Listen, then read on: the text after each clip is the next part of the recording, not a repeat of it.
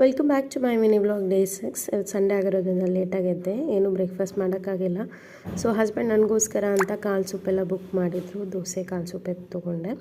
So ಮಧ್ಯಾಹ್ನಕ್ಕೆ ಊಟಕ್ಕೋಸ್ಕರ ನನ್ನ cousin ಬಂದು ನನಗೋಸ್ಕರ ಬಿರಿಯಾನಿ ಹಾಗೂ ಚಿಕನ್ ಕಬಾಬ್ ಮನೇಲೇ ಬಂದು ಕುಕ್ ಮಾಡಿದ್ಲು.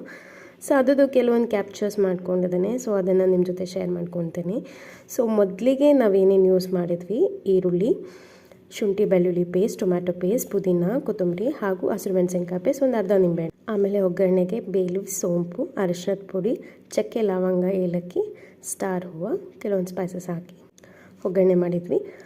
ಎಲ್ಲ ಹಾಕಿದ ಮೇಲೆ ರೈಸ್ ಕೂಡ ನೆನೆಸಿ, ಬಾಸುಮತಿ ರೈಸ್ ಹಾಕಿ ನೆನೆಸಿ ಒಗ್ಗರಣೆ ಹಾಕಿ ಒಂದು 2 ವಿಸಿಲ್ಸ್ ಕುಕ್ ಮಾಡಿ ಈ ಥರ ಆಗಿತ್ತು ಬಿರಿಯಾನಿ ಹಾಗೂ ಕಬಾಬ್.